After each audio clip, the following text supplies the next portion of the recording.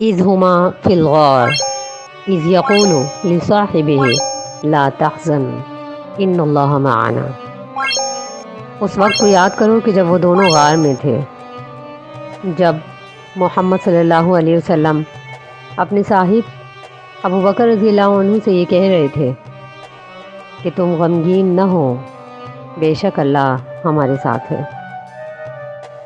یہ واقعہ کچھ اس طرح ہے کہ ابو بکر رضی اللہ عنہ کو جب کفار نے بہت تنگ کیا اور انہوں نے جو اپنے گھر کے صحن میں ایک چبوترا مسجد کی طرح بنا لیا تھا، اس پر نماز پڑھنے اور تلاوت قرآن کرنے سے منع کیا، تو ابو بکر رضی اللہ عنہ نے مدینے کا قصد کر لیا۔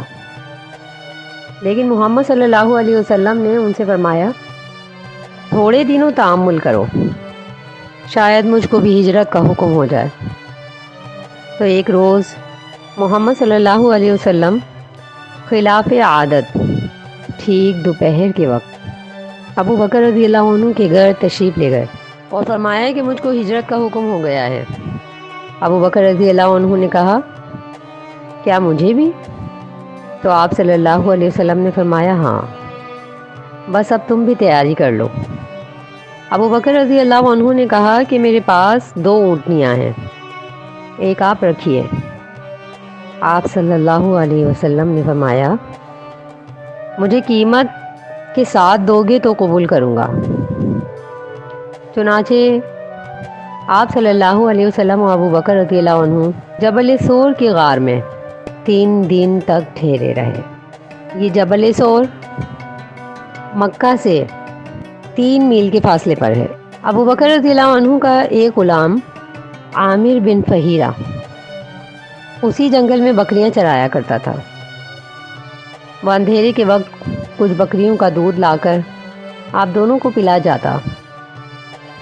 پھر ابو بکر رضی اللہ عنہ نے مدینے تک ایک شخص کو جو کافر تھا راستہ بتانے پر متعین کیا۔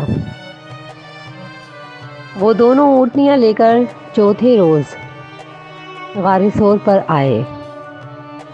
آپ صلی اللہ علیہ وسلم و ابو بکر رضی اللہ عنہ اونٹنیوں پر سوار ہو گئے اور عامر بن فہیرہ اور وہ راہبر پیدل ساتھ ساتھ رہے اور مدینہ کے دریا کے کنارے کے راستے سے روانہ ہوئے۔ جس رات کو پہلے پہل مکہ سے نکل کر غار میں رہے، اس صبح کو کفار مکہ نے آپ صلی اللہ علیہ وسلم کی تلاش میں آپ کا پیچھا بھی کیا۔